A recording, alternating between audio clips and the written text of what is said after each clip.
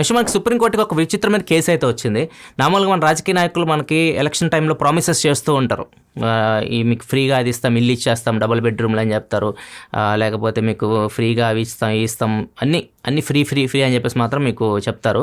So దీనికి సంబంధించి ఒక అతను కోర్టులో కేసు వేస్తాడు. మాకు ఎలక్షన్స్ టైంలో ఫ్రీగా ఇల్లు ఇస్తామని చెప్పారు, మాకైతే ఇల్లు ఏం కట్టిలేదని చెప్పేసి కేసు అయితే వేశారు.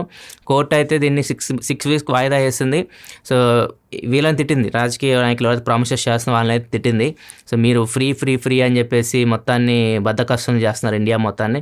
సో వీళ్ళకి ఫ్రీగా మీరు రేషన్ ఇచ్చేసి, ఫ్రీగా గ్యాస్లు ఇచ్చేసి, లేకపోతే ఫ్రీగా పెన్షన్లు ఇచ్చేసి, పెన్షన్లు కూడా ఫ్రీగా ఇచ్చేస్తున్నారు. అసలు అతని కండిషన్ అన్ని చూడట్లేదు, ఏజ్ బట్టి మీరు పెన్షన్లు ఇచ్చేస్తున్నారు. చాలామంది ఆ పెన్షన్ డబ్బుల్ని తాగడానికి ఉపయోగిస్తున్నారు కానీ వాళ్ళ అవసరాలకు ఉపయోగించుకోవట్లేదు.